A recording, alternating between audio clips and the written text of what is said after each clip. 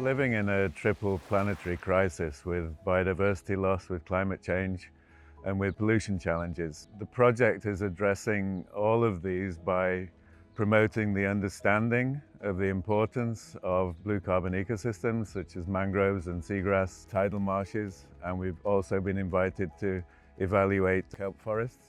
Sometimes these global aggregated data, it's not representative of your regional setting.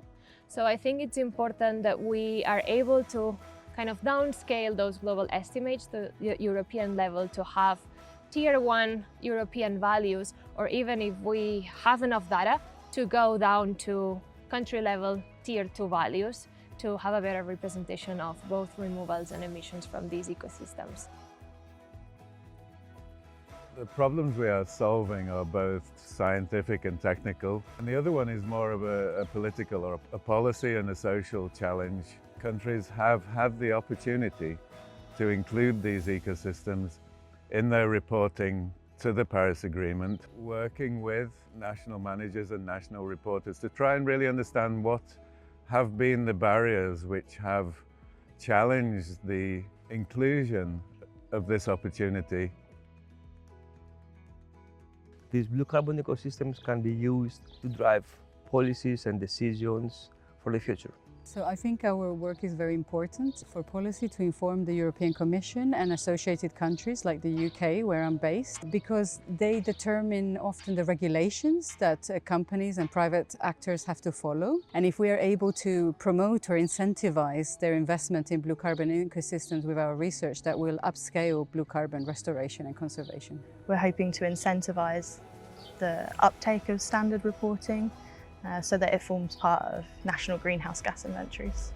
So we will integrate all this information and provide some guidelines and lessons learned how to, in order that the management activities like restoration and protection could be easily implemented. Now, of course, for wider society, the benefits of protecting and restoring ecosystems is very clear. These are places that people can visit, they can see the diversity of wildlife that's supported, and they can also understand that there are positive actions through nature to address the climate emergency.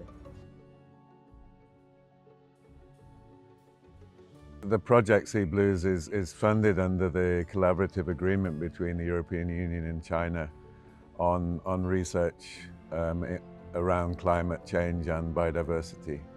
For China and European, both sides are actively to develop the further cooperation. The long and successful experience that China has had with restoring blue carbon ecosystems is underpinning the strong collaboration that we have with our sister project, Blue Seas. We can compare our results as well, so finally we can make the 4 types of blue carbon ecosystems as a kind of contribution to the IPCC report. What really excites me here is the opportunity to use the science to deliver change. So that we can much more rapidly restore the coastal ecosystems around macroalgae, around mangroves, around seagrass and around tidal marshes, and possibly other blue carbon ecosystems.